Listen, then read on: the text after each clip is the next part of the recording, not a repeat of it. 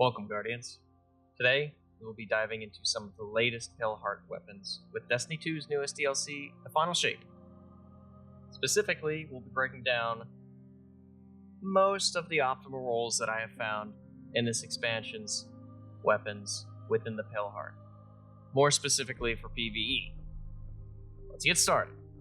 The Final Shape has brought some of the best new weapons to our arsenals, each with traits and perks that you may find useful, and a lot of content this DLC and the seasonal activity has to offer.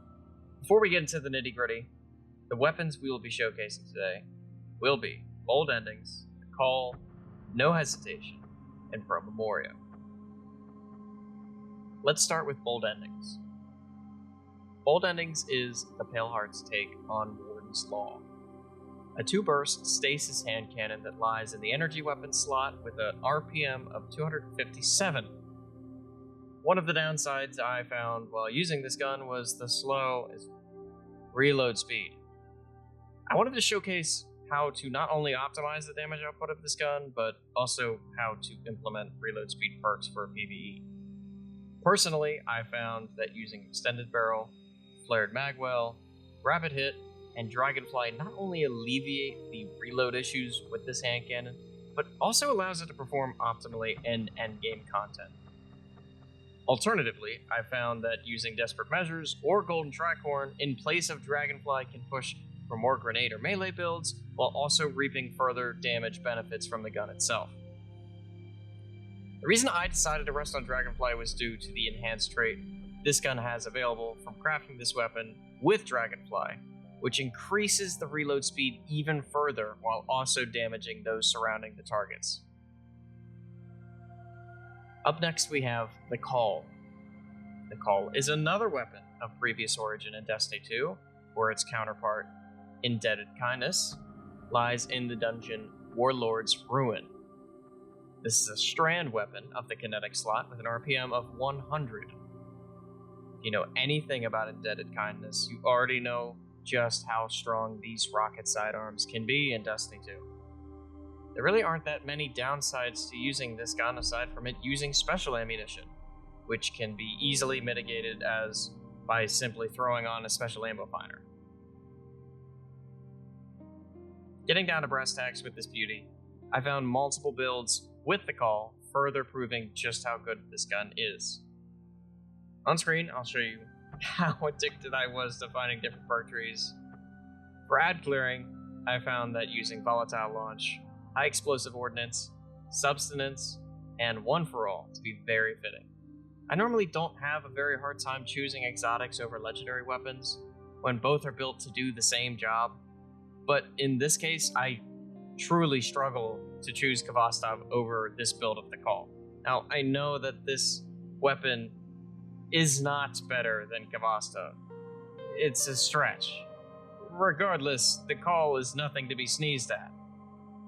I've also found another good build, one specifically for the second encounter of Salvation's Edge, but I'm sure its uses lie, well, in many other places yet to be found.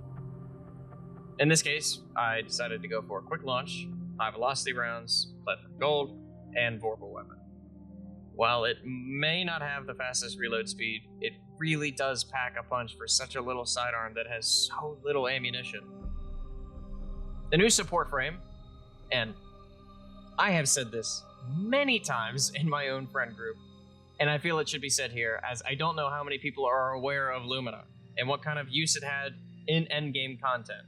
It wasn't there. Especially after restoration grenades became available to every single class, I don't feel anyone ever felt the need to throw on a Lumina if they were at all worried about the health of the team. No Hesitation feels like Bungie has really learned a lot from the previous season's meta, with restoration grenades and the unstoppable amount of well stacking in fire teams. Speaking of well, the nerf of it makes this gun feel even more useful, not to mention the new health display system for your fire team. And while this gun doesn't output a ton of damage, it is a solid choice even in endgame content with the perk physic. You can strip everything else away from this gun and it would still perform, because all it takes is one ad, one fire teammate, and a dream, and instantly you've procced restoration. I found the perks Full Bore, Accurized Rounds, Physic, and Frenzy to really bring out some more of the red meat from this gun. You can certainly substitute this gun's Frenzy with Incandescent, maybe Surrounded, but one perk I want to talk about a little bit more is the new perk Circle of Life. If anyone can tell me how fair this compares in terms of damage and its uses against Frenzy and Incandescent, that knowledge would be very well open to discussion and greatly appreciated. Pro Memoria. The first aggressive frame LMG. Is it any good? Let me tell you something.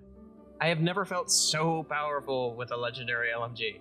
Look, even with a crap hammerhead, you could send some serious and consistent damage out.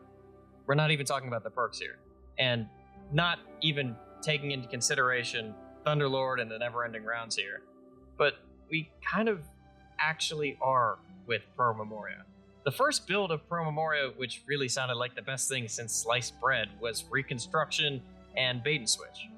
Been running it for a while now, and it does have some recoil hang-up to deal with, but boy, does it feel nice to not only never have to worry about reloading the thing, but 164 bullets at my disposal is a true treat.